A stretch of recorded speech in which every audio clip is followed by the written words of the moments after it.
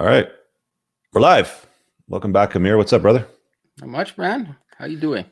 I am doing. I'm always doing. We're always doing, man. I feel like I'm a human doing instead of a human being sometimes. And these circumstances, it seems that way. Yeah. Yeah, man. So, welcome back, guys. We're episode number 50 of the Before the Trainwreck series. Little show cooked up with my friend Dr. Sean Smith. Hoping to see him back at some point in the future. He's taking a little bit of a break to focus on his own thing. So I got Ameer back with me today. You guys should recognize him. Had him on before. We've talked about business, entrepreneurship, Bitcoin, investing, philosophy, government, taxation.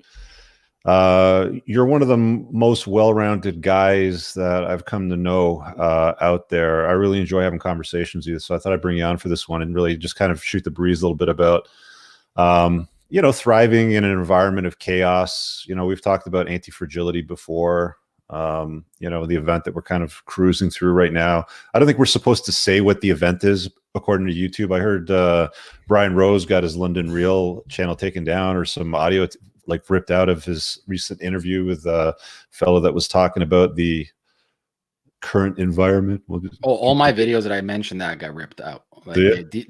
Demonetized and suggested to change things. So yeah, I don't know anyway. So we're not even going to talk about that, but let's talk about chaos today, right? Because we're living in this environment where it's quite chaotic. A lot of people are scared. They don't know what to do. There's a lot of people that are off work. We saw the unemployment numbers. They're going to keep getting worse. Even in my own main business, we've had, we basically had to pull back to 50% production. We've had some customers call in and say, "Hey, I'm out of work. Can't do this right now. Put me on hold." So we did that. So there's a lot of people that were treading water and have been treading water for a long time that are, I feel like now this entire scenario is throwing them like a 30-pound kettlebell, and now they're trying to deal with a even more difficult situation to keep their head above. What have you seen out there, by the way? Despair. So there's two types of people I see. I see the people who are, let's kind of rewind. We have the fight and flight, sympathetic versus parasympathetic system.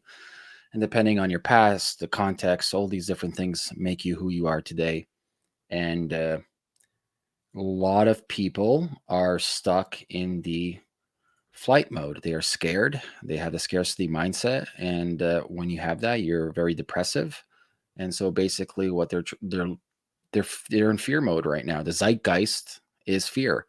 And so this is why you see a lot of people clamoring and pushing the government for, at least in Canada, they just announced the CRB today, their economic relief plan, which is, by the way, you want to hear something dumb? So I don't tune into this stuff. So fill me in on what the details were. So I have an assumption, or I have a thesis that there's the reverse logic department in the government.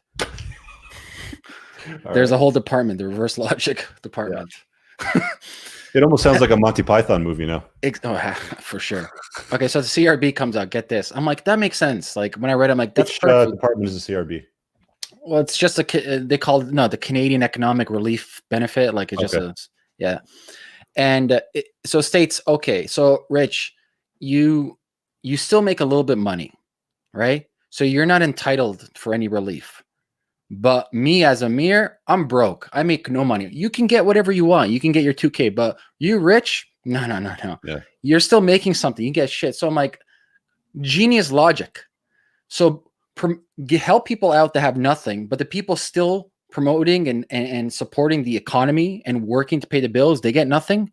Yeah. Great logic. Yeah. What do you think of universal basic income? Because that's supposed to solve that and just give it to everybody. I just made a video about this, so let me talk about it. Universal basic income will happen regardless. It's going to have different deviations and formats of universal basic income. I think it's going to happen too, yeah. It's going to happen. And we're entering a stage of MMT theory, so modern monetary theory. So how the Fed works right now is you have the Treasury. The Treasury goes to the Fed. The Treasury must put up some collateral. Right now, they're even talking about equities as collateral.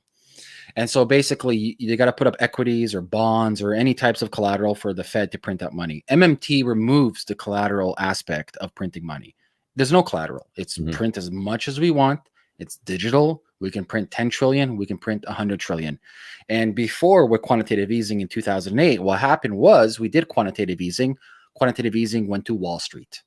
The problem was in 2008, Wall Street got hit. What's happening today? Main Street got hit. So small business owners, medium-sized business owners, you're pretty much telling the whole world to pause up to a month. What do you think is going to happen? Of course, if people are going to default, people aren't creating income. If you look at the stats, the small business usually only has about 2 to 4 week runway of cash. And so that's dried up. They don't have no runway anymore. And the profit margins are yay small. And so basically what we're heading into modern monetary theory, where they are doing helicopter money, where they will drop everybody some type of UBI, let's say $1,000 a week, hypothetically.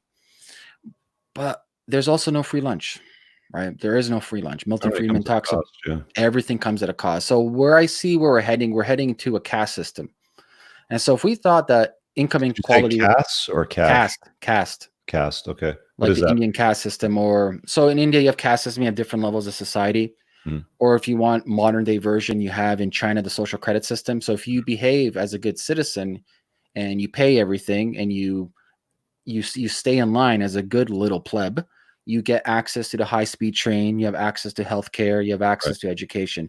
You step out of line, we decrease your social credit system. Guess what? You have no access to anything. And who gets to define what in line and out of line is? I guess it's the government too, right? Oh, yeah. So I'll give you a hypothetical situation with the UBI. Here's Rich. Here's $1,000 UBI under these conditions, right?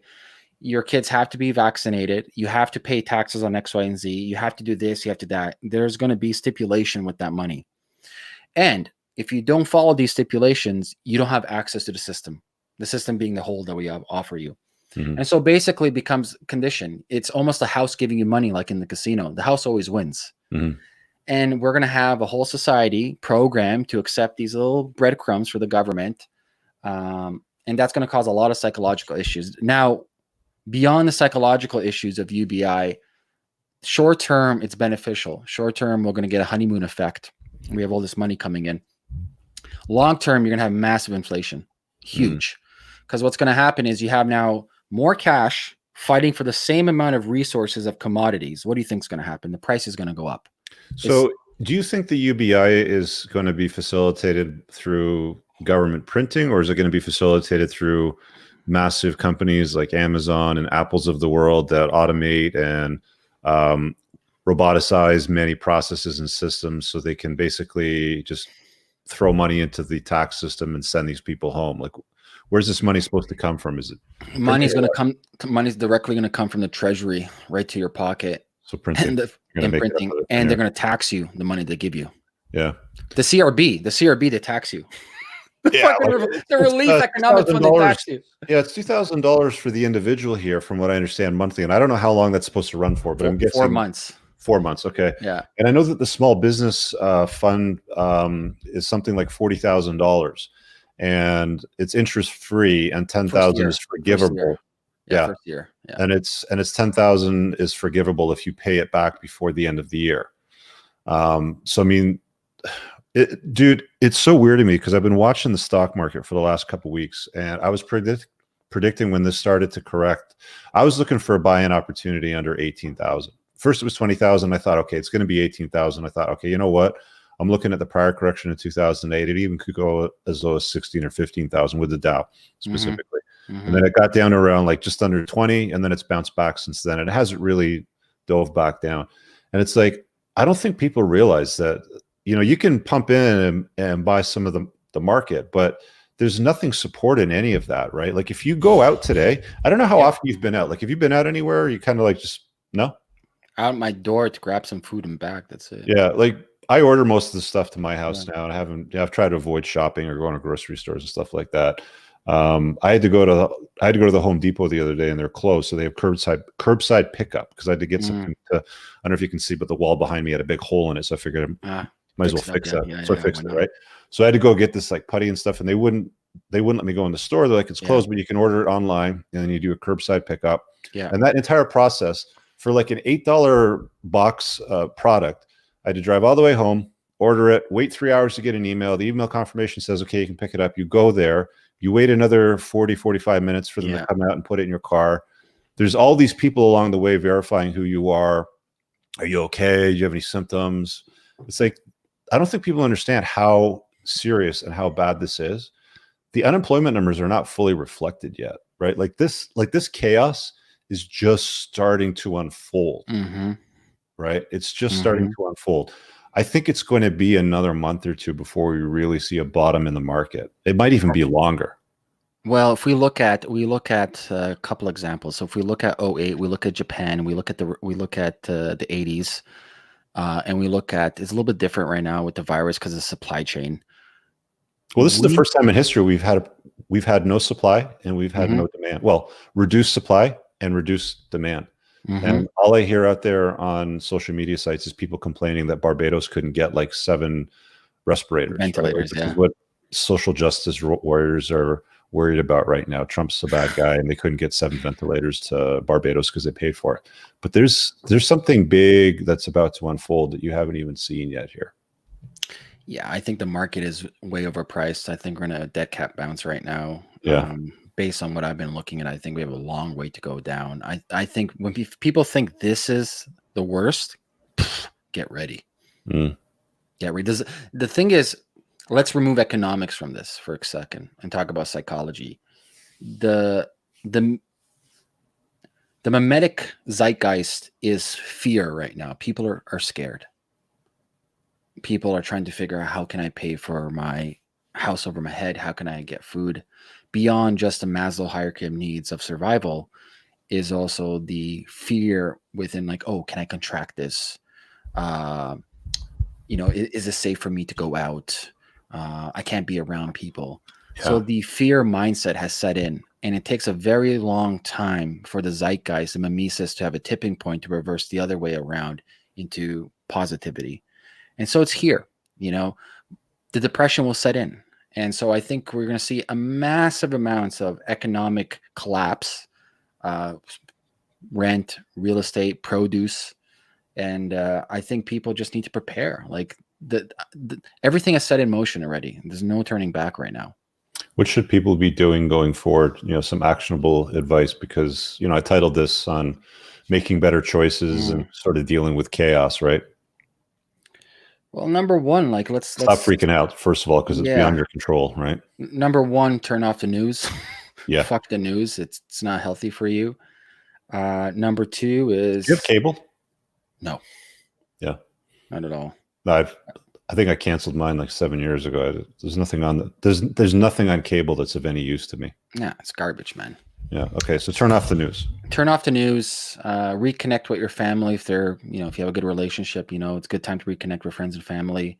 Number 3 is audit your finances. So reduce burn as much as you can. A lot of people live beyond their means. So figure out, like, why do you need a car? If you're in the city, do you really need a car? Do you have kids? I don't have a car. 7 years I don't have a car. I don't need a car. Anytime I need something, I rent something, and I have a fucking cottage even. And so reduce your burn. Number 3, audit your situation. Be like, okay, this is something that I have to deal with. These are the facts. I may have lost my job, but this, for every door that closes, another door opens. These are opportunities for you.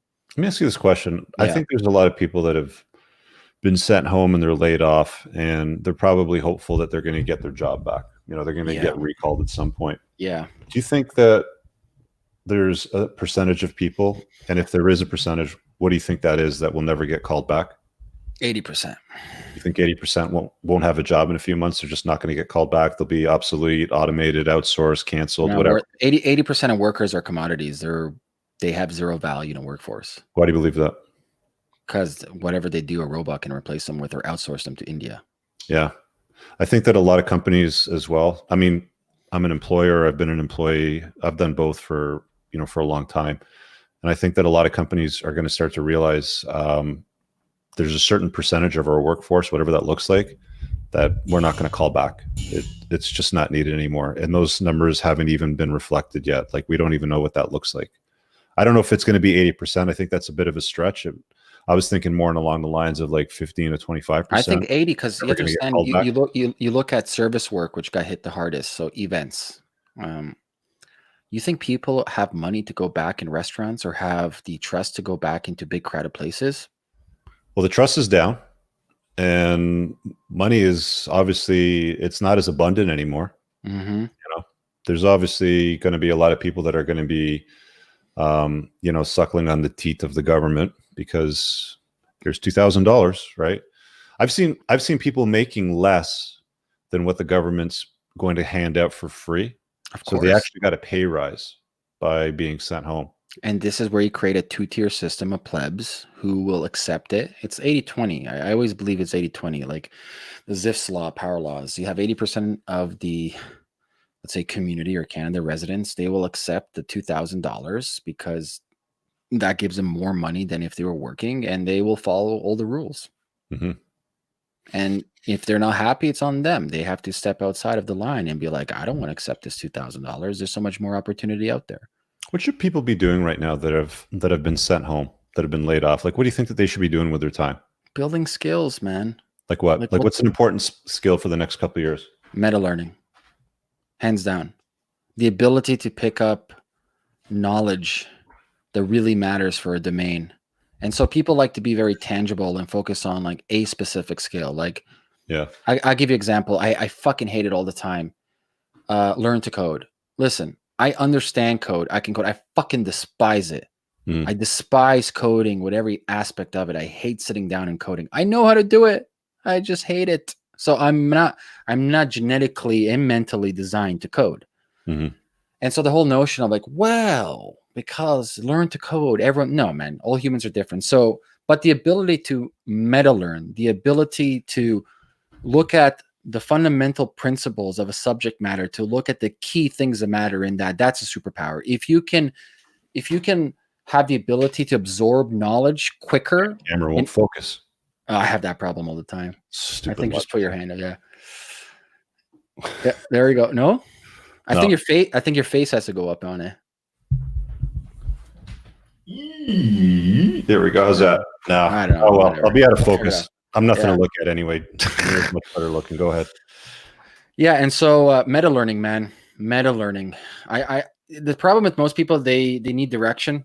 Yeah. And their whole life they've been pampered or told to go to school or be a little good boy or girl and follow instructions. Color within the lines. Yeah. Listen, man, human beings by nature, we're nomadic. We're hunters and gatherers. And the reason why we conquer the earth is because of we're bipedal, we're nomadic, and we hunted prey around the world. And we went through, the amount of extreme situations that we've been through, it's insane. And so we are accustomed to really challenging ourselves as human beings. The problem today is we become mediocre. We become complacent. We become too, I would say, mentally lazy because we have all these, let's say, modern things around us that make us complacent to society. And people complain now. I always tell people, like, imagine going through World War II. Imagine going through World War I. Or imagine being in Syria right now or some war-torn country. Like, what the fuck? Like, I'll take this any day than fucking being in Syria right now, having bombs dropping over my fucking head. You know what I mean? Like, I didn't have a grandfather. My grandfather died because of a bomb in World War II. 30% of my family is dead from the Yugoslavian war. Like fuck, we're got it easy. It's like, oh, we don't like economics. Like, yeah, we talked the other day about your family fleeing communism. That yeah, goes from like last week. What do you think of Chris's question over there, or thought about if we're going to see an exodus from big metro areas to more rural suburban areas? What do you think? I've been saying this for a couple of years. I think we will. It's not going to happen all of a sudden in like a big splash. I think there's going to be ebbs and flows. Yeah, and obviously it matters on where you are in your life, family, friends, kids. And so it takes a certain type of person to opt out of this city life into a more kind of suburban or rural type of small town. And so you got to plan, you know what I mean? Like it's part of my plan too. You know, within the next 2-3 years, I'm gone, man. Like gonzo. Yeah. Were you going to go up to the cottage or?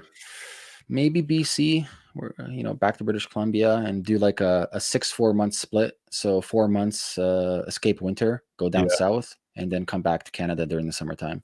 I remember you were in Kelowna for a bit. We have a couple of mutual friends out there. Kelowna's great. It's pros and cons of Kelowna.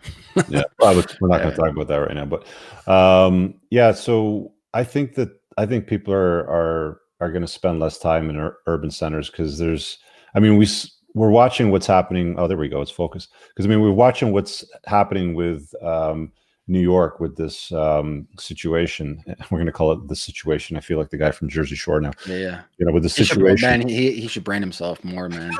Opportunity right now. They actually had that guy on a news interview, and he was talking about the situation in the interview. It was hilarious. Anyway, but I totally agree. Like, I think because of this situation and the way that we're seeing things in New York City, the whole romantic appeal to giant urban massive city areas is going to be a lot less appealing in the future. Well, Rich, let me ask you this. The average Canadian household is $60K income. Average. The medium household price in Toronto is about $1 million for a piece of shit. Like a shit box. Yeah. How you just do the math? Yeah, I know. You can't. And there were still bidding wars on real estate up until about a month or two ago. I called up my real estate agent when this started to go into like lockdown mode for us. How long has it been? 2 or 3 weeks? I can't even remember. What's it been? March 10th, I think. It's been a month now. So it's almost been a month. So I called my real estate agent. Then I'm like, "What's going on with the market? What are you seeing right now?" He goes, "We're gonna have to wait for another month or two just to see how things start to respond." So I got to follow up with him to see where he's at with with listings and closings and biddings and stuff like that, because I like to keep my finger on the pulse of things. I think the market's going to slow down a lot. I think it might even go down even further than what we've. We need the ripple effect that hasn't hit yet. It's going to be a couple. What do you think the ripple effect is with all this chaos? Like, we're talking about real estate, we're talking about stock market, crypto issues. We got everything. We're talking about companies not hiring people back. Okay, so everything is hinged on the American dollar. So that's a focal point. It's still the reserve currency today. Yeah. Okay, so there's a couple of theories to bring in. You have the milkshake theory that Brent Johnson talks about. What's that? If you can break it down. Just so the milkshake theory in a nutshell is pretend United States has a big milkshake.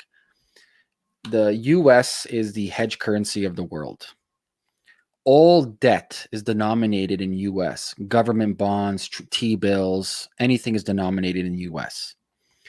At the end of the day, of a liquidity crisis that we're having right now, the number one resource to have is cash during a liquidity crisis, and the USD is king of that. And if you're looking at the Forex markets, you see what's happening. US is having a premium on all other currency. The Canadian dollar is getting wrecked. The Australian dollar got wrecked. Even the euro is decoupling on that. And so basically what happens in a short and medium term aspect is, since US has a premium, it becomes the milkshake of liquidity. It sucks up all other currencies around the world and devalues their currencies. At the exact same time, it also creates issues when it comes to trade, and it creates issues when it comes to importing, exporting for businesses doing business with the States, because the state might have imagine us doing this. The United States has a 40% premium on your dollar. What the fuck do you do? Right? And so for short term and medium term, the States is actually good. You're going to see a propagation of more value. People will be running in to dump their money in the United States. You have the military, rule of law, and you have the US dollar that's hedged. But long term, who knows what it is? Maybe it's 2 years, 3 years. We don't know. Long term is inflation, hands down. Yeah, complete inflation. Yeah, you can't make that much money out of thin air and not inflate the economy. Kipling says, "Any thoughts on divorces? Is it cheaper to get divorced now?" I have some thoughts on that. I'll let you hit on that. Yeah, first. Just claim bankruptcy and be like, "Oops." Is that a strategy? Actually, it should be. Not really. Really? You can go bankrupt on any unsecured debt. So I've seen guys that have gone through a divorce. They're on the hook for 80 grand that they never really charged up. It's because of their spouse's spending habits, and they'll just go bankrupt because they got nothing to lose after the divorce process.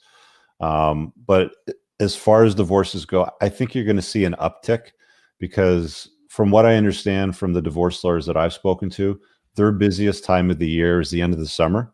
And that's usually because families are done with their summer vacations. They've come back from the cottage. They've done their European trip to see family, and they've gotten on each other's nerves after like a month or two in the summertime. or just after the Christmas holidays. So in the new year. So New Year's resolutions, they're tired of their spouse over the holidays for the last 2-3 weeks. We've been in quarantine for almost a month now. A lot of people said, oh, we're going to have a lot of babies coming out in 9 months. You might get some, but I don't think so. I think you're going to see a lot of relationships really tested, because whenever there's stress. Did you see the Chinese figures, though, for divorce? What's the story on that? I bet it's going up. 70% increase. Yeah, there you go. I called it. Yeah, and they've been lying about their numbers the whole time. Oh, right? fuck, they've not been truthful about the a billion fucking humans, and you have how many that? Come on, man. I mean, the U.S., according to the stats on that website that tracks everything that's reported daily, I mean, the U.S. surpassed everything in China within like a month, right? And it's still exploding, right? So that was obviously an issue. But yeah, I think that like one of the things that happens to relationships is whenever there's stress applied to them, that's when they start to fall apart. So you have the stress of one or potentially both people getting laid off. They're in the same house all the time. They're not supposed to leave the same house. Dude, I can't even walk through the golf course anymore. There's a golf course that's right behind my place, and they quarantined that area off, right? Because there's too many people driving over to it, parking their cars and walking through it. They were getting damage to it, so they shut it down. I was in the park doing push-ups and a cop came. Yeah, you can't. I was by myself, though. No one around me by 100 meters easily. What did he tell you? No, he's like, give me a look. And I'm looking at him like, get the fuck out of here. God, what is this? Fucking Nazi Germany? What the fuck? Honestly, dude, all I can do right now to get outside is either go outside and do some gardening, clean up the yard, or I get on my bike and I go for a bike ride. And it's crazy, man. I mean, you can't go anywhere else. Everything else is closed, right? I mean, the chaos, the chaos literally has not even started. People think this is bad. It's inconvenient. I can't get stuff. I'm stuck at home with my spouse. You haven't seen anything yet. You really haven't seen what the total outcome of this truly is. It hasn't been tested. We've never seen this before. It's not going to be good. I mean, you should be preserving financial resources. You should be limiting things that you don't need if you haven't prepared. I mean,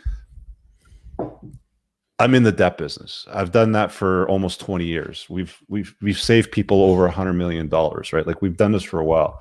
And the vast majority of people, in fact, I'm going to say almost all of them, don't have a rainy day fund. I don't think many people have a rainy day fund. The stats are in, it's $400. And most people think, oh, well, like a rainy day fund is like, 3 months of income saved up. No, it's not. That's not enough. I mean, you're going to see it's not enough right now, because as 3 months go by, it's going to evaporate, right? And there's always surprises that come up. You should have minimum 6 to 12 months of income. Living expenses saved up. And even that, I don't believe is enough. I mean, you ideally want to get to a place of anti-fragility where a situation like this makes you better. Yeah. Right. Especially if you're a single male, you don't have a kid and you're the only person you're dependent on yourself, bro. You can do what the fuck you want. Yeah. You can live outside on the streets. You can do you literally have no responsibilities but yourself. I know guys that have lived in their van, right? Just to kind of like, hey, I want to live in a van. I want to travel around the world or travel around my doing country. that right now, man. He sold everything. Yeah, he's in BC, man. He just got himself a van. He's going across Canada. He's like, fuck all this shit. Yeah. I know a couple of guys that have bug out bags ready. They got a bug out van packed to go. It's like their camper van, and they can sleep in it. They can cook in it. They have, sustenance. They know how to hunt. They know how to survive for themselves. Yep. I mean, if you're a young guy and you're 25, I'm not expecting you to have it all together and have a year's income saved up or have a bug out plan or anything like that. But if you're an older guy, 30, 35, 40, 40 plus for sure, you should have yourself in a position where something like this does not really affect you. It should be mostly indifferent. Yeah. And if it did affect you, which it probably did, you need to reevaluate what you're doing and make this an opportunity, make this a silver lining, because the reality is business does continue. Money needs to flow, capital needs to be made, yield needs to be produced. And so don't be sold the bullshit stuff of like, well, I went to school and I thought X, Y, and Z is going to get me the up. Go where the money is, man. Like, there's that saying, I study him a lot, but people misinterpret what he says. Joseph Campbell said, follow your bliss at the beginning. He actually changed that afterwards to follow your blister. What does that mean? Blister then? What did he change? Like The Hero's Journey is a great piece. I mean, there was even a movie done on it too, right? Yeah, it wasn't that. It was good, you know. I mean, the story of the movie kind of broke it down. You can So rest like follow your bliss. People are like, well, I'm do whatever I want. I'm like, yo, dude, doing whatever you want if it has no economic value means fuck all. You can Mhm. do whatever you want once you have economic value. Yeah. And so when he changed it from follow your bliss to blister, meaning pain, you must endure pain and turmoil first to get to your bliss. And so right now we're at a precipice. I think millennials primarily right now have the most golden opportunity to capitalize on this because they don't have nothing to lose. They don't have assets. They don't have money. Great. You're the fucking underdog fighting. You're the Rocky. Mhm. You're the fucking Rocky right now. You have nothing to lose. It's only upside for you. Literally all fucking upside from now on. The people that have a lot of value, they have everything to lose, whether it's assets or businesses, etc. And so look at economic opportunities. Look at what it's. Listen, capital doesn't just disappear. Capital flows. Businesses flow. Economies change. Industries change. Trends change. They're always there. And they're becoming more streamlined with online. You need to go where capital flows and eyeballs go. And so figure out how you put yourself in there. Like, I always tell people, if I started from zero, I would be sales and commission from day one. Every fucking company on the planet, guess what, needs to make revenue. Everybody. And if I you would can, I would love like, to hire a guy like that, but they're impossible to find. Everybody wants a salary. And you said something the other day. I think you said there's the two most addictive things to humans on this earth are heroin yeah, and a salary, salary. Yeah. right? Why did you It's say true. that about a salary? Like, why is that such a problem for people? Because they are addicted to the dependency on something predictable. And the fact that they know for a fact they can put X amount of energy and time into this one thing, and every single 2 weeks is a paycheck. And that is their anchor and peg on the whole psychology and viewpoint, how they view the world, their perception of the world. Mhm. You eliminate that like a Jenga piece, the world falls apart. Now, if you're not attached to a salary, sky's the limit. Obviously, listen, context matters. If you are a father and you have to put food on the table, I would say if it's even more imperative for you to become a more grinding, more hustling. The fact that if you just lose your salary and that means you can't put on the table food on the table for your daughter or son, that's kind of fucked. You should be making multiple streams of income. You should be grinding. You should be hustling in anything, whatever. Like I would literally sit back like, okay, what natural gifts do I have as a human being? What experience do I have? What skills do I have? Let me audit what's happening around the world. Let me see what businesses are looking for. And let me see where I can interject myself and actually learn fucking some skill sets or meta learning, whatever you want to do. And then actually create something that is transferable. The problem a lot of people's jobs is non-transferable. So you go into like regular HR job, or you go to some type of job that literally you got to do this. That's not really transferable to other types of industries. Why I brought up, Wait. 80 words per minute is not transferable. That's a skill they told me in school I need, Amir. How could you possibly be wrong if my teacher told me that? Man, I went to the wrong school then. We got a question here from High Value Mail. Thank you for the super chat. He says 100 grand in cash, 20K car debt, no Sell other the car. ideas. Yeah, why would you have car debt? That's Sell not the car. particularly cheap debt. Yeah, unless you've got it financed at like 0%, right? That's the only way that I would even take any kind of car debt on. It's an interesting question. I'm gonna post the join link in a bit so you guys can hop on a stream and ask question live. Because I would put that cash in USD for now too. I would switch. Yeah, hold it in USD, or if gold or silver still looks like something you can grab. What do you think of the price of gold or silver as a commodity right now? I think gold and the misconception of gold and silver is people view it as price. I don't view it as price. I view it as just beating inflation. Mm-hmm. So I don't care if gold is. Bitcoin's a good hedge against that. Oh yeah. I'm a little bit nutty because we haven't really seen it around too long, right? Well, we're seeing how it performs right now. So for me, if I'm looking at Bitcoin, and we talked about this a million times, the censorship resistance, the portability, the fact that it's open, anyone can participate. Like I personally know funds putting in 1% to 2% of total allocation within Bitcoin, just for the asymmetrical returns. And so for me, when I look at gold, the people's perception of gold, they think of it as like a stock, or they think of it as like real estate. It's not. The reason gold exists is to just keep your wealth. It's not to gain a lot of money. And you can look at it right now during inflation. Like I don't care if gold is $22,000 an ounce. I'll put some allocation in gold, and real gold, not IOU certificates, actual gold, gold bars, gold coins, whatever you want, you know. But what's those other? Not coins. The other ones, ingots. And I just keep it to beat inflation. That's it. Mm-hmm. It beats inflation. Yeah, it doesn't really perform the greatest. I know there's a lot of big gold bugs and silver bugs out there. But remember, let's go back to the thing. The biggest psychological problem people have is this. I got 20K, whatever, 20, 30K, and I want to invest. That's great. It's a great mindset to have. It's a great way to start to think as an operator, as an owner. But I wouldn't invest a penny in anything. The number one thing I would focus on is how do you create more cash flow in your life? Cash flow is king. Because God forbid you worked very hard for that 20K, you invest in X, you go bust. You're fucked. You know, 4 years of your life. Cash flow. It depends on where you are in your life and what kind of skill. I mean, let's talk in short term, like the next 1 to 3 years. What do you like for cash flow? Because things are going to change dramatically during that time. E-commerce business are spiking like crazy. Get into e-commerce, digital products.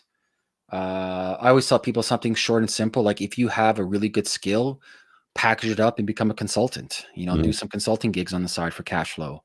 I had a friend of mine, mother, I told her about this 2 years ago. She was a retired teacher and she did like artisan work, like refurbishing stuff. So she went around garage sales and picked up like old danky furniture. And she had free time in her hands because she's retired, right? Yeah. And so she refurbished this stuff really nice, man, like really fucking prime. And she's getting this furniture like pennies on the dollar. Like, here, have this table for $5, you know? But she was chopping these fucking things on like Etsy for like $200-$300 afterwards. Let me break down like the people that thrive in scenarios like this. Like even a basic scenario. Like I know a guy that was doing cell phone arbitrage, right? So he'd find cell phones on local, clean them up a bit, sell them. He was making about, I think, $1,000 to $3,000 a week minimum, right? Yeah. And then he saw an opportunity with dumbbells and kettlebells. I don't know if you guys have tried to order anything online right now, but no, you can't. There's certain things you just can't get. Like I ordered a couple of books, like physical books, and they won't get delivered for a month from now. Same here. This is something you'd normally get in like 3 days on Amazon. So there's certain things that you can't get. And one of the things that people are looking for right now, because there's a high demand, it's simple economic supply and demand, is you know, they want to work out from home. So they're looking for kettlebells and dumbbells. So he's going around to the local classifieds and he's buying up, you know, dumbbells and kettlebells, and he's selling them on eBay. 25-pound dumbbells went for $250. Wow.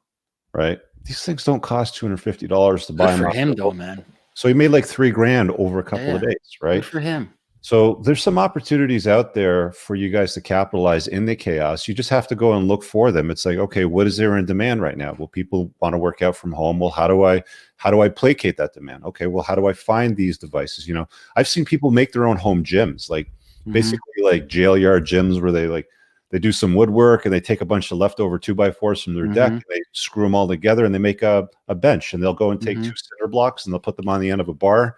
It looks like the Flintstones, right? Yeah. So there's some interesting, you know, people out there doing some things to, you know, manufacture money to solve a problem out of thin air. So Juan gave a super chat there. Thanks, dude. He says, what should somebody do if they have a few $100s?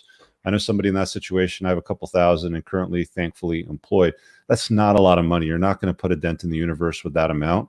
Hold on to the cash for now is what I would say. Maybe look for an opportunity to buy into the stock market or a fund or something like that. But you're like, a lot of people have asked me in the last couple of weeks, how do I turn my $700 into something? How do I turn my $5,000? You're not going to turn $5,000 into $100,000. The chances of you doing that, unless you invested in yourself in a business that you create that can exponentially grow that quickly, like that would be the best ROI. But most people aren't cut out to run their own business. They're just not made for it. What do you think, dude? I always say invest in yourself. Like, get in the mindset of meta learning, get in the mindset of taking massive risk, obviously protecting your downside as well. You know, especially in these times, like, hey, listen, if the government's giving you checks and you can get your money, but don't waste your time. You know, time's the most important commodity we have. It's non-renewable, yet people don't care about it. The people just blow it. People's like, fuck it, you know, I'll waste my day watching Netflix or going on the news. I'm like, no shit. Like, listen, guys, people out there who are successful, and you can define success, whether it's finances or sports or whatever, they're ruthless. And like, and I'll tell you something else. Ruthless. They're not watching Tiger King right now. No. A lot of people are watching that crap. Like, I fucking work. I wake up at 6 a.m. and I work till midnight on stuff that I love. Yeah. I'll work. I'll just work and work and work because I love it, man. I fucking love it. Why should people listen to you, Ameer? Because they're probably saying, why should I listen to this guy with a baseball hat with his knee up in the air? Like, what does he know? Right? I didn't have my haircut. Right. Growing hair, yeah. And I'll tell you, like, I met Ameer at a conference, I don't know, about 10 years ago. And I know that, you know, you've been through some shit in your life and you shared a lot of those stories. I mean, you've been to jail, you've been involved in gangs. Oh, I came out of jail. No one's going to hire me. No one's going to hire me. I've been shot. I've been stabbed. I have 2 ODs. Like, like I didn't have no fucking handouts. Yeah. And you did this all, you know, you basically solved. Bro, I never went to high school. You were forced. I never went to high school. What was your last level of education? They kicked me out end of grade 9. End of grade 9. And I don't know how many companies I've seen you involved in or seen you consult on. Like, you've consulted on Luxy Hair, the 5-Minute Journal. You've worked with Reparo, which was a silver line underwear clothing line you did with your bro. I've lost count of all the companies that, you know, you're currently involved with BlockGeeks, which is a blockchain sort of setup. Yeah. So you've been heavily involved in a lot of stuff, right? Digital products, physical products, information products, right? You've seen a lot of stuff, right? So when somebody is talking about these sorts of things, instead of, I mean, the default position for a lot of people is, well, why should I listen to him? And that's a good question to ask, and you should be asking that question. But once you got that out of the way, don't look for excuses. Look for reasons to follow and execute on the information that's been given to you. Because the vast majority of people right now, there's hundreds of people watching. There's going to be a lot of people that watch this after the fact as a recording. They're going to sit there and nod their head and, yes, okay, I understand. That makes a lot of sense. I'm going to think about that. And then they go to sleep and they get up tomorrow morning and they watch the next episode of Tiger King or The Mandalorian on Disney Plus or some garbage like that. They don't do anything with it. It's execution that matters. Ideas mean nothing. And I don't think that people hear this enough, but ideas mean shit. You know, how many times you've had somebody say, hey, Ameer, I got this great idea, but sign my NDA first. Or, hey, Ameer, I got this $1 billion idea. And it's like, I just keep, like, I laugh now, right? Whenever somebody sends me, like, I got this idea, sign my NDA, it's like, get the fuck out of here. I always say, why am I so blessed to have this on my desk? Yeah. Why am I the blessed one? Am I like the 50th person that you came to? I hear that, man. Chris, we answered that question earlier. So yes, there will likely be that move. People will likely move. There's going to be a certain percentage of large urban city centers that are going to say, I'm not doing this anymore. It's too expensive. There's too much risk. Yeah. I don't like all of these people. I don't like how they treated me during this time or what happened. And they're going to look for a simpler, easier, more spacious lifestyle with lower risk and lower cost. My friend's a developer, you know, Midland, Ontario. Yeah. So my cottage is about 15 minutes south of Midland, Bond Beach area. Yeah, it's a good area. And so my buddy's a developer and he lived in Toronto. And 4 years ago, he moved to Midland, Ontario. I don't know if he bought or rent. I don't know. All I know is his overhead's only $2,200 a month. His beautiful location. Like $2,200 a month for like the most pristine type of like house on the water. He lives over there.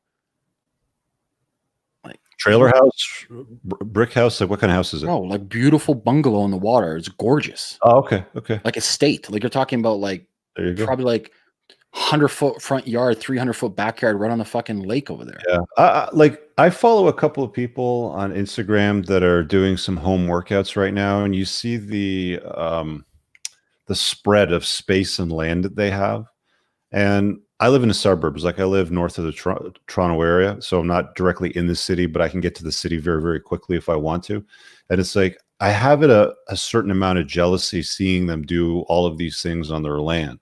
Yeah. And it's a place that I think I'd like to get to personally at some point, because there's a lot more flexibility. You don't have to deal with neighbors. You don't have to worry about anything like this in the future if it ever happens again. Like you're you'll only see people if you want to see them, right? I mean, I have a friend that has some land with a pretty sized, decent house he bought. I can probably get to it in about 20, 25 minutes.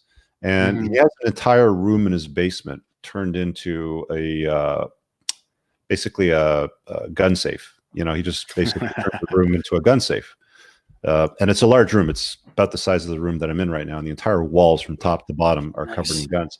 So we go over there and it's like, all right, what do you want to shoot? It's like, I'll take that one and let's bring that one down and this one. And you go for a 5-minute walk down to the ravine, and he's got a range set up there, and you can go do whatever you want on your land, right? Amazing. And you can't do that anywhere near the city, right? Everybody's so finicky and, oh, that's too noisy. Everybody's a snowflake. So yeah, I think there's going to be, because of this chaos, because of the way that they're locking everybody down, they're yelling at you if you go to do push-ups in the park, if you're somewhere where they deem that you shouldn't be at that given time, it's going to happen. Got another one here from Aaron. He said, being a low voltage electrician in security is a great job for a young person to have in any kind of economic situation. Any kind of trades, guys, you can't really go wrong with trades. You're probably not going to, put a massive dent in the universe and become a multi-millionaire many times over, but there'll always be a demand for competent, skilled labor for things like that. It's always going to. I have a thesis on that. If you're in the trades right now and you open up your own company, I think there's going to be a massive stimulus similar to World War II, where they're going to be building out the infrastructure to get people back in the economic workforce. Yeah. And like trades, like contrarian bet, get in the trade industry right now. I think the sky's the limit for that. Yeah. I don't know that, things like painters and drywallers will be required, but I think that engineering, like massive engineering type of projects will be. Like, they'll have to infuse the money into something. Well, electrical, plumbing, HVAC, let's say, what's it called? Structural, footings, like all this stuff is, plus a lot of that stuff, like you have the union side, like electrical, you mentioned. So 353 is the union. I used to do business. I had a construction business as well back in the day. So we did work with the electrical union, which is 353 here in Ontario. And if, depending on who you are in life and what kind of connections you have or what kind of connections you want to make, like if you're, here's something to take consideration. You might not necessarily be a tradesperson, but what tradespeople need is lead generation and proper business connection with contracts. So if you're a good person that can go out there and get jobs and get contracts, you just make arbitrage. You're not necessarily. Yeah. Like, one of our friends does, I don't know what he does now, but Mike, Mike Feldstein. That's all he did. Yeah. Yeah. Just drive traffic, make arbitrage off a price, and see you later. Yeah. Yeah. I think that one of the other things that we're going to see a large increase in is online type of communities. I got this friend of mine that was showing me this project. He's building it on the blockchain, but not like a currency or token based, but he's basically hosting online gaming competitions with a pool payout, and he takes a percentage of it for facilitating it. There's a lot of people, sitting around playing video games. So why not compete online and make some money off it, right? So he's figuring out a way to do stuff like that. So I think that you're going to see, and mass adoption, like a lot of interest. By the way, guys, I posted the link to join. So if you have a question, appreciate the questions in the chat. Love the super chats, always welcome. But if you want to join and ask a question live, click that. Make sure you got like headphones in or something and a decent mic and a decent connection, so it's not going to break up apart. But yeah, you can hop in and ask live. But I think that out of this chaos, you're going to see more movement towards online communities. Yeah. Right. I'm already starting to see a rise in it. I'm seeing interest in my own community. I think there's going to be a pretty significant growth in that, because it's just an easier way to collaborate, get things done, to find like-minded people. And there's a lot of people that are a lot more used to doing things online now, especially over the last month or two. There's still a lot of people out there before this all happened that would prefer to get in their car or take the bus or go down to the store, get what they needed, and come back now. Now it's widely accepted. Widely. I mean, the couriers coming up and down my street all day, going to people's houses all day long. I mean, I sit in front looking out in the street with the window that I'm in right now, but all day long I can see it happening, and it's just going to build up. You're going to see more and more of it. Here's a business opportunity that people can go into. You can make a localized delivery. So Yeah. very, very focused in the neighborhood where you can undercut Perlator or undercut all these other people. And you focus on a certain geographical area. Like, I think that's going to be pretty big. Well, I mean, we started to see the introduction of what's it called? Skip the Dishes. That was one of them. I mean, that's been going on here for a while. For those of you that watch somewhere else in the world, it's basically a food delivery service. I mean, I remember going to a restaurant and sitting there, and there'd be at least 2, 3, 4 in the time that I was eating my meal. Yeah, I eat pretty fast. I'm done an hour tops. But there's a lot of couriers coming in, picking up meals, and they take them and they go and deliver them for people just because they don't want to leave their house, or they're too lazy, or they're too busy, or they got kids they got to take care of. They don't want to haul around. But I think you're going to see a lot more of these delivery services. I don't know. There's lots of opportunity. Whenever there's chaos, there's always opportunities. Always. I mean, some of the most successful businesses throughout history came out of chaos, out of the Depression, right? Hershey chocolates, right out of the Great Depression. What else came out of the Great Depression? Wasn't Rockefeller making Lux Deluxe after that too? Yeah, but Hershey was a big example because he was literally broke. What was the story behind that, if you can tell it? Because I'm not familiar with it. So it was chocolates, and it wasn't really in vogue as it is today, the chocolate industry. And so he needed a way to kind of get the branding or the packaging a little bit different and better. So traditionally, let's say, the chocolate is a chocolate bar, right? And so he was smart, and he combined the romance part, the kiss part, because people are depressed. So it's kind of like a small kind of present of appreciation. So he then created those small, we call the kisses. They're smaller and they're cheaper though too, because it's the price per unit is X, but you just take a little piece of that fucking chocolate bar and put it up, so people can economically afford it because it's small, and it's like a token of appreciation. So you had the romance part of it, and it just it took off, man. Yeah, guys, opportunity is all around you. There's so many things. Like, I got in the online space and affiliate marketing. And I always say, people, if you want to get involved in the online space, do affiliate marketing first, because it's all upside with no downside. And it forces you to understand online marketing. It forces you to understand SEO. That you need in any business. I mean, if you can't market your product, or like some people go, oh, well, the product should sell itself. It's good enough. Yeah. No. Okay.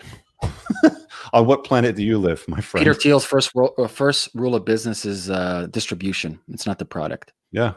So you need distribution. So you can get started in affiliate marketing today. You can make an audit of products that you like and guarantee 90% of those products have a referral program. People are wondering what affiliate marketing is you drive trap. Why not affiliate market dumbbells and barbells? Totally. Any kind of home workout type of equipment, you could affiliate market that. Where would they go? Is ClickBank still big, or is there something else? ClickBank's huge. There's ClickBank.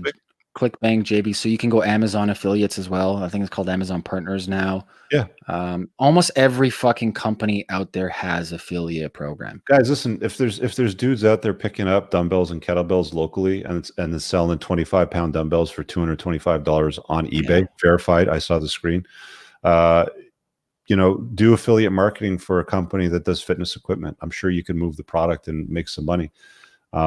This is a good time to do it. I mean, if you've been sent home, you've been laid off, you got your $2,000 from the government, you can twiddle your thumbs. You can go and watch the next episode of Tiger King, or you can go and do something with yourself and improve your value, right? If you're a guy, and I know most of my audience is men, it is incumbent upon you. You are required to, as a guy, to create value in your life. If you're a woman, you don't need to. You need to preserve your value. I mean, hate it when I say that. Doesn't matter. I don't care. It's true.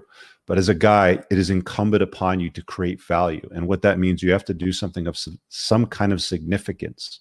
You have to demonstrate competency, skills, not only for yourself, but to the world. Nothing turns off women and makes you very, very uninteresting to other guys than being a nobody. You have to be somebody in the world if you're a dude. I appreciate that. Thanks. We got a super chat there from Rumblefish. Rumblefish. Thanks, man. Rumblefish. The brutal truth. A lot of problems. Truth is cold and hard. It is. Most people are Peter Pan syndrome or man-child syndrome, as Carl Jung talks about. So they're adolescent in adult bodies. Women love using that term on guys. They're the same.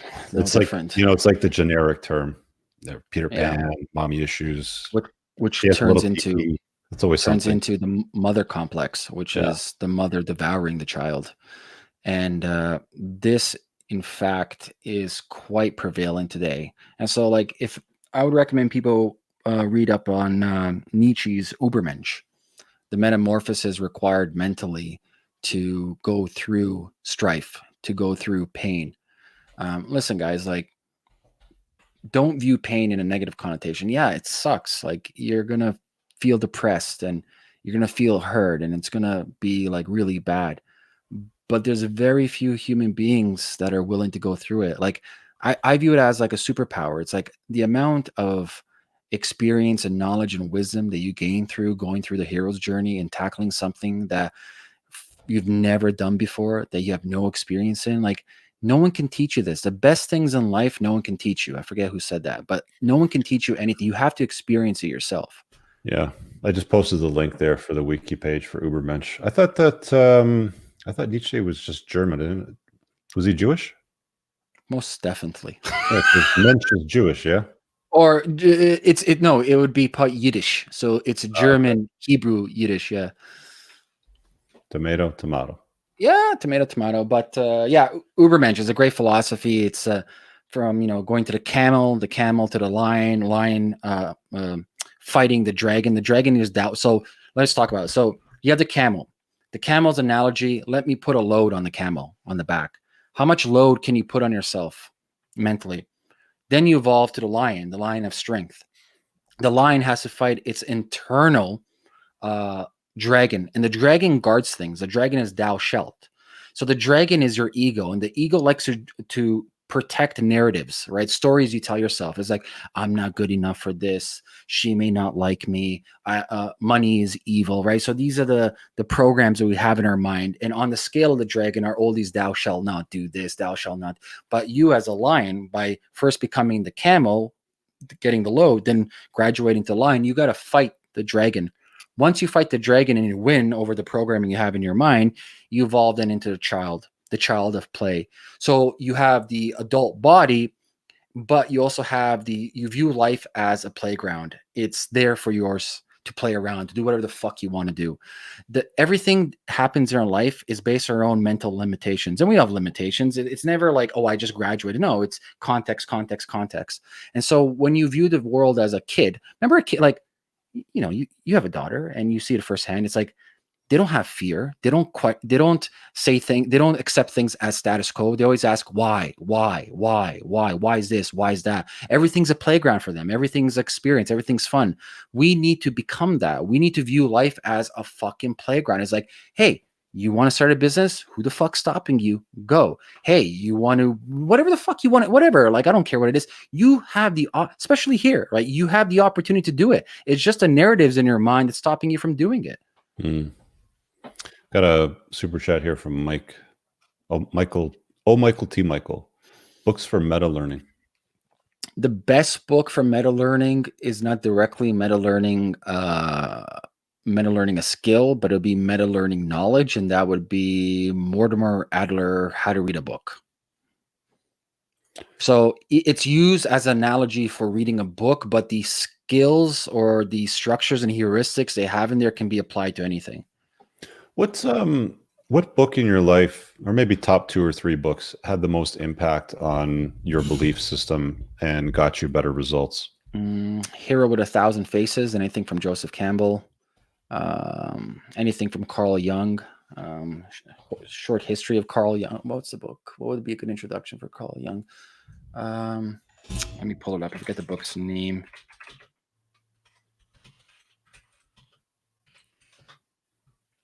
I posted the join link if you guys want to hop on again. It's there in the chat. The Portable Jung is a decent book, but more it's like psychology stuff. So The Hero's Journey, The Hero with 1,000 Faces. So not so much, hey, here's a biography on Elon Musk or Richard Branson. It's more psychology on nothing to me. Yeah, man. Like, and basically reading people, your beliefs, how to view the world, basically the lens in which you operate, right? Yeah, it's heuristics. So having better software at your disposal to analyze and to take in information that you're both reading and viewing, and how does that portray, or what does that mean towards you? Mm. Because it's true, like Einstein's equation of relativity, what you view is your truth and what I view is my truth, and we're both right. And so based on my context of my life, and I'm You've a always big been a hustler, though, right? genetically, yes, but also that comes in negativity, right? I'm not the most detailed oriented person. I used to react quite selfishly and quickly based on my emotions as opposed to pausing, and that's why I got a lot in trouble when I was younger. Mm. So I was very dopamine driven, and I still am, but more. I understand myself more and understand why I behave this way, and I created systems to analyze myself. Did you ever And read The Edge Effect? I know the book. I haven't read it. No.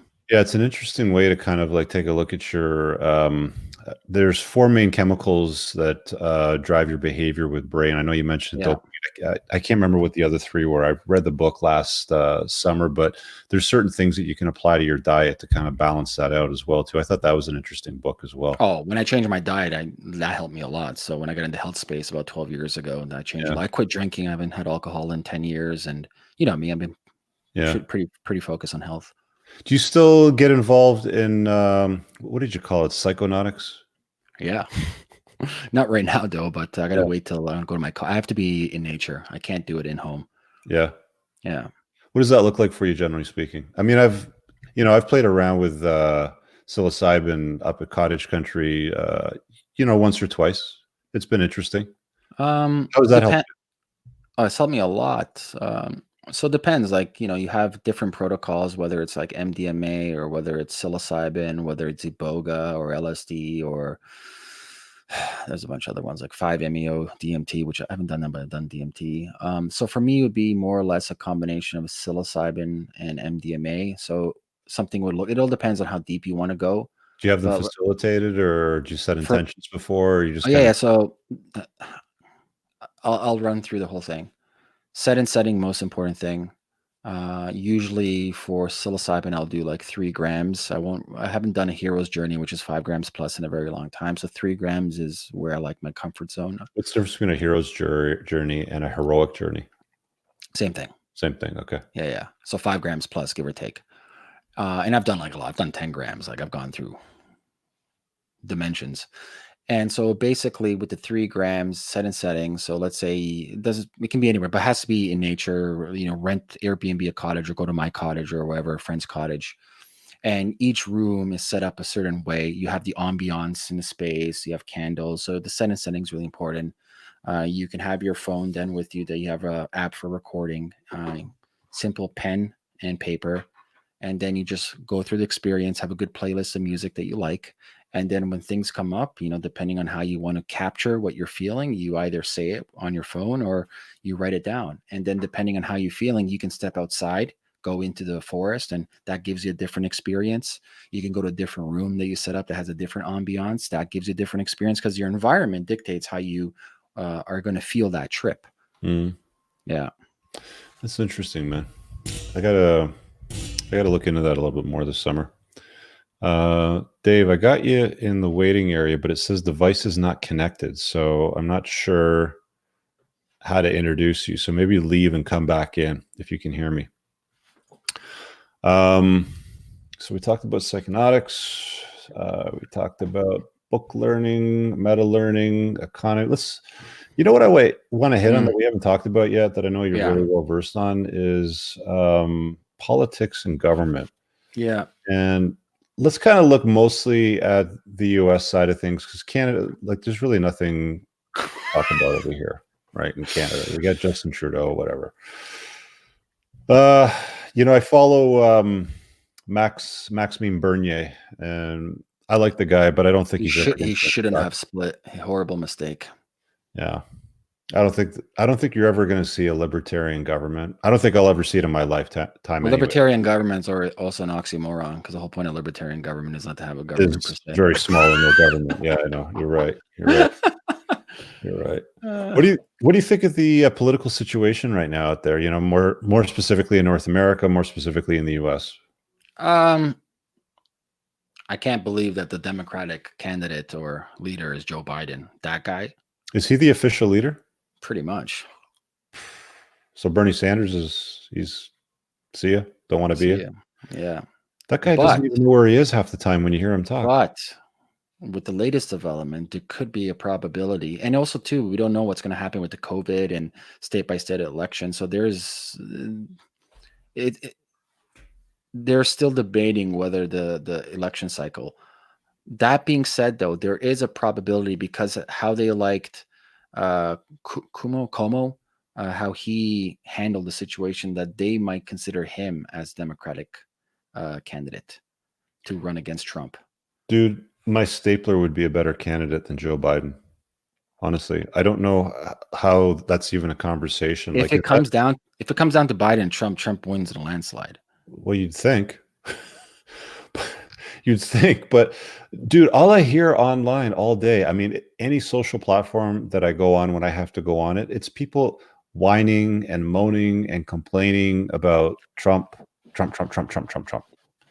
Well, let me put it this way. That's Trump derangement syndrome. And I have most of those people muted, or yeah, like I don't follow them, right? But it still shows up in the feed. Here's a problem with them, and here's a problem with people who are Trump crazy supporters.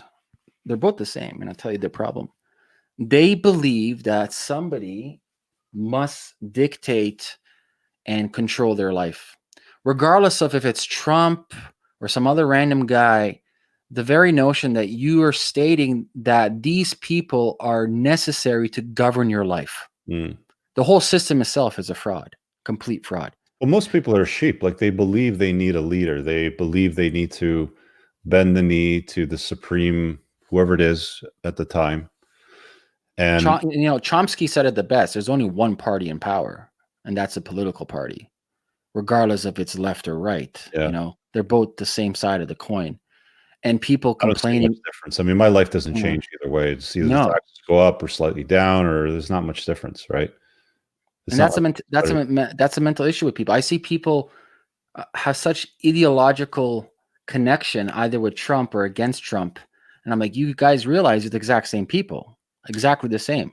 Do you ever get to the point where you just kind of like find it entertaining, and you just see these people freaking out and losing their shit all day long, and hating on a guy that they'll never meet, who's like the leader of the most powerful? Like, I always laugh whenever, like, I have conversations sometimes with some mutual friends that we have. Some of them are more left leaning. In fact, most of them are more left leaning, and they'll just start like shitting on Trump. And I'm like, dude, you're the president of a t-shirt company, and he's the president of the most powerful country in the world. Why are you mad? Yeah. Right?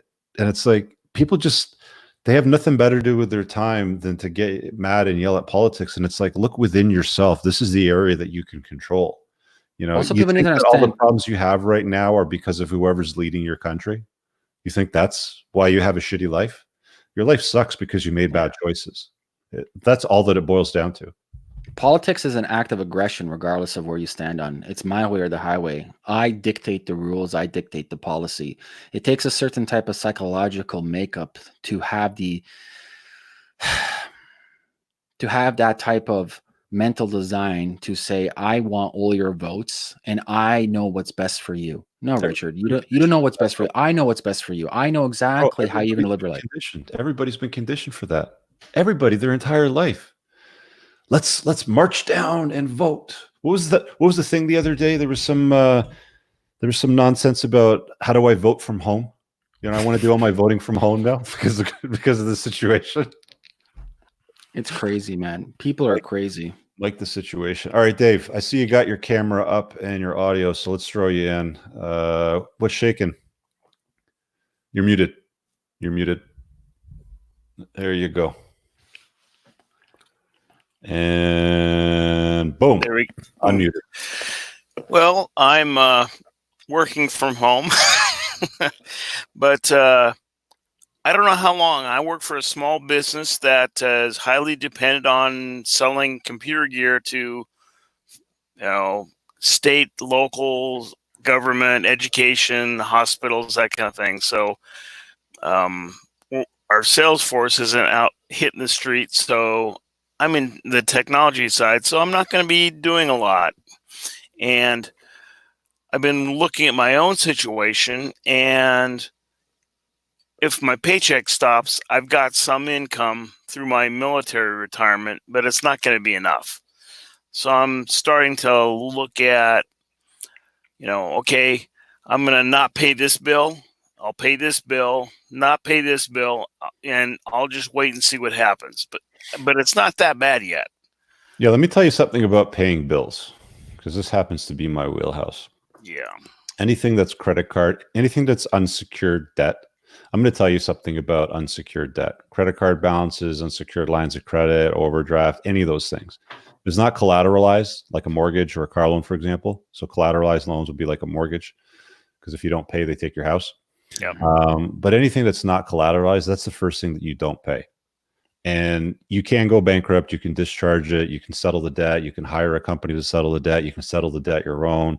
That's not that big of a deal, right? I mean, if anything, let the balances accumulate the interest. Whatever happens, happens. They start calling you. They'll send you threatening notices. They're probably not going to do anything. In fact, I can tell you right now, they're going to be pretty motivated to either take a look at a proposal, whether it comes from an insolvency trustee or a bankruptcy or bankruptcy lawyer or a settlement company like mine does.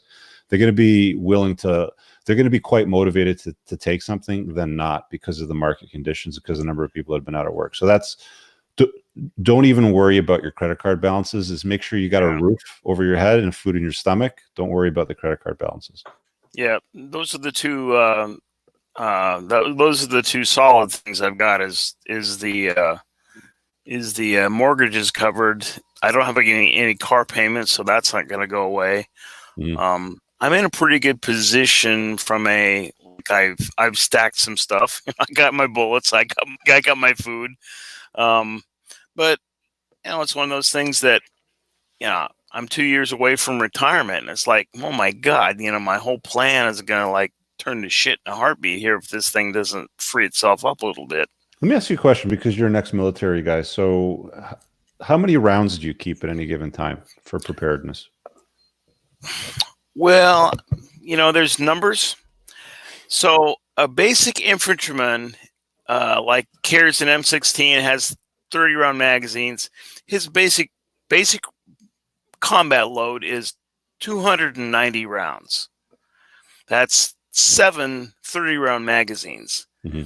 And if you've never held onto or had to wear 7 30-round magazines, that's a lot of freaking weight. Mm-hmm.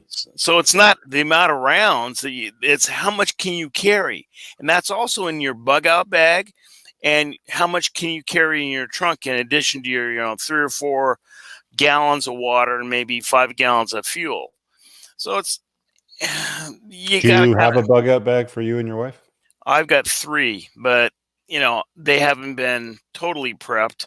But some of the stuff is like, you're going to go out your back door and you're going to go and live in a park somewhere and trap animals like, squirrels or whatever.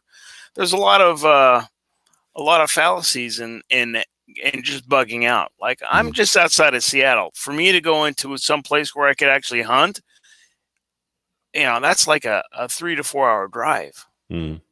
That's funny. I was watching a segment that Joe Rogan did. I can't remember who it was that asked him, but somebody asked him, what would you do if the shit hit the fan? And he's a hunter, right? Yeah. And I think he said something like, I'd probably be screwed within a certain period of time, especially being so close to LA. Oh, yeah. But I mean, it's a lot harder than you think. It's not likely that it's going to get there. I mean, the situation is being controlled to some degree. It's not being controlled in a way that's conducive to individuals. It's for control and power, really, is what it is. Yeah, this is one of the urban survival guide. Yeah, and it kind of goes into, okay, chances are you're not going to get out, but you need to stock these kind of things. Like certain kinds of food. You're going to want water, depending on where you're at. Are you in a single family house? Are you in a high rise apartment that's you're on the 30th floor? Those are the kind of things that you have to address. Would you be okay if your salary disappeared? I wouldn't be okay, but I have a couple of options. Would you be okay if your salary and your military pension disappeared? The military pension, that would hang me up by my thumbs. I'd be in a world of hurt. Okay. Got it. You know, Got because my wife is drawing.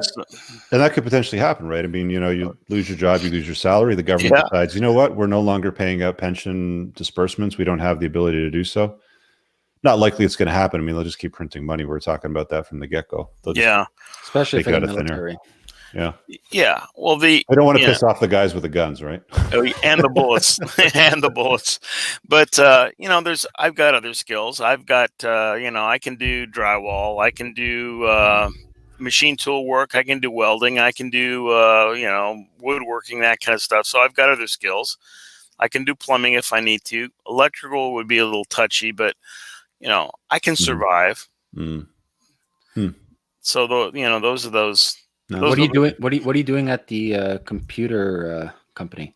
I'm I guess it's a pre-sales engineer. So when the sales guys say, "Hey, we think we can get one of these," well, how much does he? How big does it need to be? How wide does it need to be? How fast does it need to be? Those are the kind of things that I answer those technology questions. So wouldn't you say this is like a transferable skill, specifically since you're dealing with like governments and big companies, so another type of supplier who is a competitor to yours? Well, yeah, we're a Hewlett-Packard Enterprise. Or Hewlett-Packard. Yeah, so our competition is Dell, IBM, Lenovo. So, yeah, I can keep the technology side, but I've also got like you say, the trade skills type stuff that I can rely on as well. So I can do a lot of my own work. I don't have to depend on somebody else. So that's a good thing. Well, it sounds like you got your head on right, and this chaos really isn't going to do much for you. I mean, has it affected you either way? Has it made things worse at all? Boredom is going to be my problem because you're stuck at home. Yeah, I'm stuck at home. Yeah. I don't have I don't have a technology lab that I actually need to work in because I have a couple of problems that I need to go fix in the technology side, but I can't even go to the gun range. It's like that would be something that I would want to sharpen my skills on. There's actually one range that is open because they have to stay open for police departments and first responder training and that kind of stuff.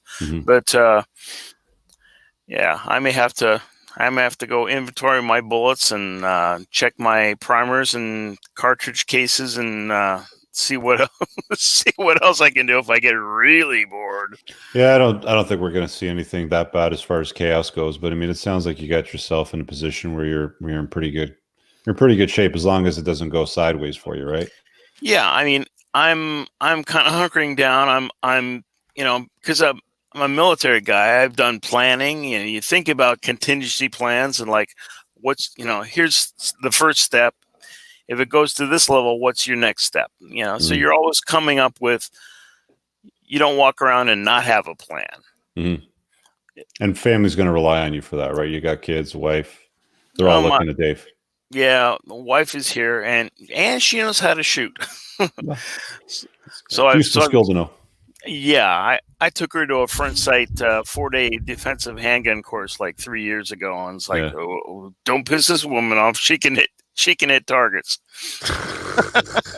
So, all right, Dave. I'm gonna pull you out. Josh, you're gonna come in next. Thanks. Cool. Hey man, what's your situation if stuff gets crazy and you need to rely on defense, hand-to-hand combat? I mean, you're obviously a strong guy. You've got competency skills from there, but what about combat for you? What do you mean, like hand-to-hand fighting? Well, more than hand-to-hand fighting, right? Number one rule of combat is don't be in a situation of combat. Don't put yourself at risk, right? Yeah, man. Like, bro. You're in the city though. Like, are you a licensed gun owner or anything, or no? No. Most people in Canada aren't, though, dude. I'm not too worried for me, man. Most people, when shit hits the fan, I can take care of myself. I can go bug out at my cottage. Yeah, toys up there. You got yourself set up there, right? Yeah, it's pretty good setup. Big iron gate. Josh, what's up, buddy? Hey guys, how's it going? Good. What's shaking, man? Not too much. Amir, I got a question.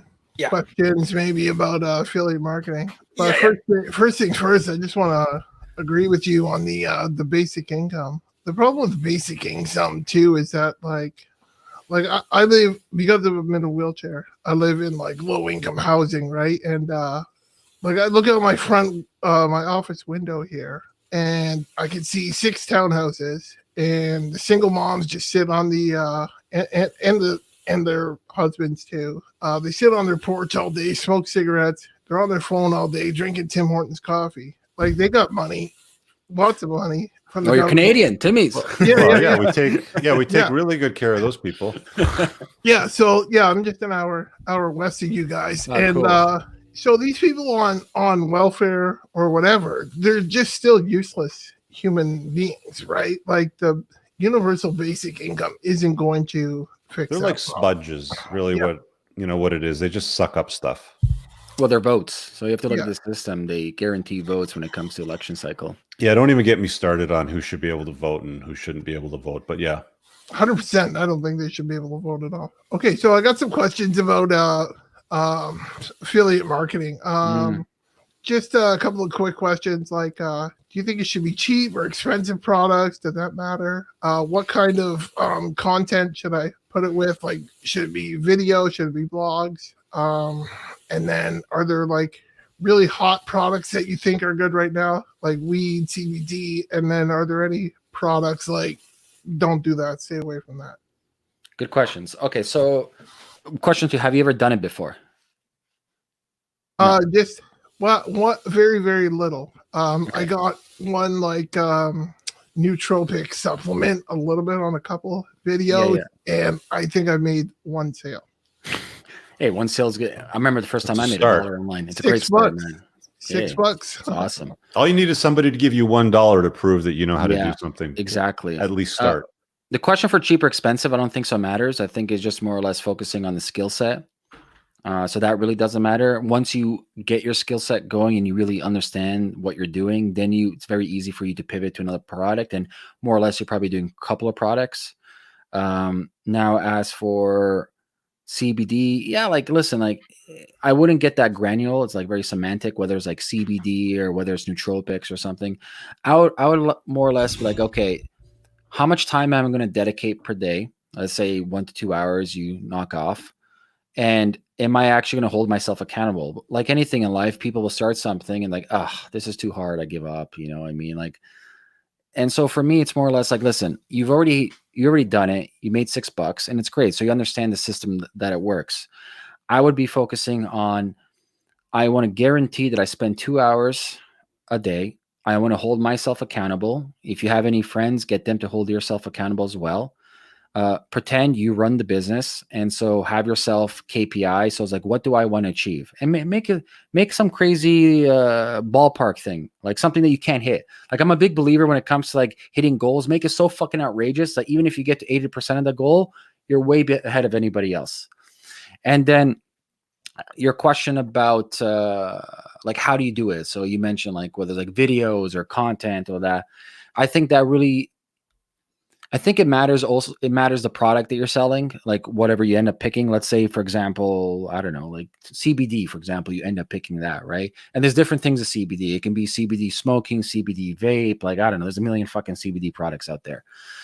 I would, for the most part, figure out, okay, how is media consumed in this industry? Because that you want to figure out where the eyeballs are.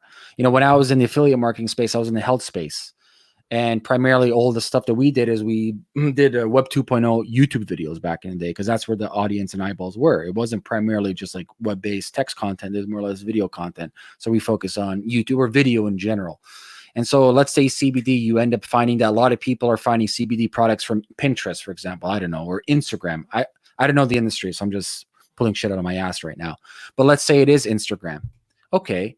Let's figure out, how do you double down on Instagram? What are some hacks you can do? Like top of my mind, you can buy pre-existing Instagram accounts already. Use it as a dummy account to a test, like Google buy Instagram account. And now this Instagram account isn't necessarily going to be like your de facto primary brand, but this is your experiment account that you can fuck around and do whatever you want to do. Doesn't matter. You buy this account for cheap, like $100 or something like that. And you start experimenting. You see You see other brands what are doing. You type in keywords like marijuana, CBD oil on Instagram, and you see all these other types of brands and what they're doing on there. And you're like, okay, there's a formula that works. Picasso has a great saying: good artists copy, great artists steal. And it's like an homage. And so you see the type of creative that works, like these types of images work, these types of copy work. And you start implementing this on your Instagram account, obviously with your affiliate link, maybe on every account, and you see what works. And you start getting the hang of things. And then maybe you figure out, okay, Instagram doesn't work, maybe Pinterest or maybe YouTube. And it's experiment at the end of the day, like doing a lot of due diligence, figuring out what people are doing currently, then doing it yourself. Rip off and duplicate. Yeah, in your own twist. Yeah. Yeah, cool. All right, thanks, Ameer. Thanks, Rich. No worries. See you, bro. Josh, brother, you're an inspiration. Big respect from High Value Mail. Chris, I'll pull you in, and you'll be the last one for the night, and then we'll wrap it up. You're muted right now, by the way. Okay. Hey, Ameer. What'd you do more about the developing the self-discipline? And I've noticed you're a psychonaut. Have you also tried ayahuasca? The full ayahuasca experience? No, I've probably done everything but ayahuasca. Ayahuasca doesn't look appealing to me, man. I've watched ceremonies, and it doesn't look like. Yeah. I would never recommend it if anyone has never or no one has ever tried any psychedelics. I would always recommend having a babysitter first and finding somebody to facilitate and help you out.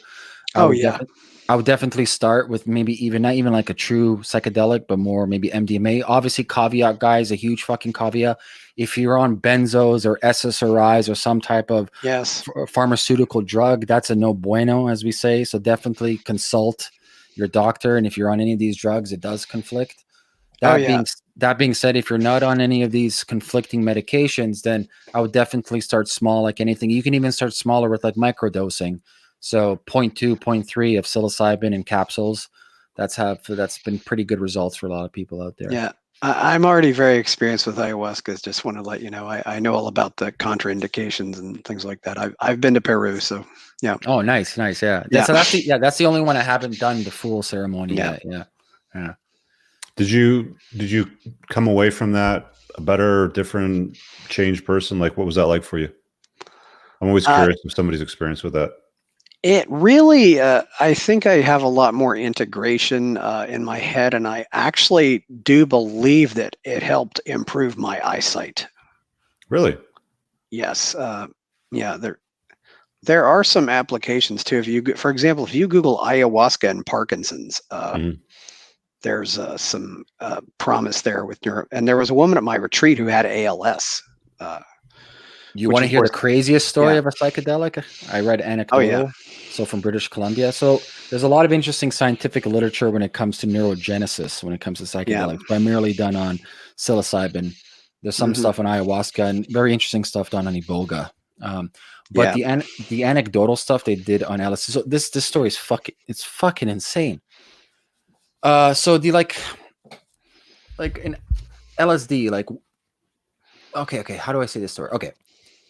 They had a group of people, and this is in the 70s or 80s, mind you. So this is all first person, the people who actually got into experience telling the story. So in the 70s, I think it was. And they were at a party, and a friend brought LSD, put it in the water bottle. And the dose was something like 400 to 500 times a regular dose. And the dose is called mic. So this is like 400 to 500 mics greater than a regular dose of LSD. All of them end up in the hospital because they don't know what they're experiencing. They're all fine after 24 hours. But the interesting thing was one woman there was clinically diagnosed with bipolarism, and she had spells throughout her whole life going through a bipolar disease. After this incident, and this journalist, found her years after this incident, she's never had a spell again, ever. Her bipolar stopped. Wow. It's crazy. It's the craziest thing ever. There's clinics now, and I just invested in one. I'm sure you got the offer as well too, right? Yeah. There's clinics now. I just put some money in that. They're starting with ketamine. They're going to be getting into psilocybin once they can get the regulatory approval for it. But I think that's going to be the next big thing, because it's clearly, to me, as far as I can see with the evidence, a far better way to deal with certain like trauma, like PTSD and stuff like that as well. Mm-hmm. Yeah, but I think that that's a big opportunity coming out of this in the future anyway. I mean, it doesn't directly tie into what's happening right now and the chaos that's going to come. But I don't know, maybe they'll use it to treat people that come through it. It helps to solve, depending on how you're integrating. As Chris said, integration is the most important thing. Most people will take it and don't have any post-integration. Same thing when people will listen to a video of Rich or read a book and like, oh, well, where's the action? Where's integration? How are you actually implementing this in your life? And what's really good about, let's say, ayahuasca, or if people want to do 5-MeO DMT or Hero's Journey of psilocybin, is it forces them to face the narratives that they've been telling themselves their whole life. And it's not like all at once. It's not like, oh my God, hallelujah, I feel great afterwards. But you have more of a, as Chris said, an interesting connection between your predisposition of who you thought you were and what stories ran through your mind. And it forces you, it's like meditation condensed 20 years into one session. And it forces you to challenge your narratives and to question, not even question, but kind of, like I put it akin to an onion. You have an onion and you peel a layer, and there's a new version of you and a different version. And you keep on peeling till you get to the core, the child version of yourself. And it's like through osmosis, you kind of slowly start understanding yourself a little bit better and understanding why you think a certain way. Cool. Chris, thanks for hopping on, bro. Thanks. Yeah. Yeah. All right. Have a great night, Chris. We're at the 90-minute mark, so we can wrap it up. I'll pull us off air. Thanks for hopping on, Amir. Appreciate you just shooting the shit and hanging out for a bit and talking about this. If you're not subscribed to Amir's channel, he puts out a lot of content. Ameer Rosic, you can just look him up. AMEERROSIC, just on YouTube that way. Check out his channel and subscribe to his stuff. See you guys in the next one. We'll catch up with you guys very, very soon. Peace out. Peace.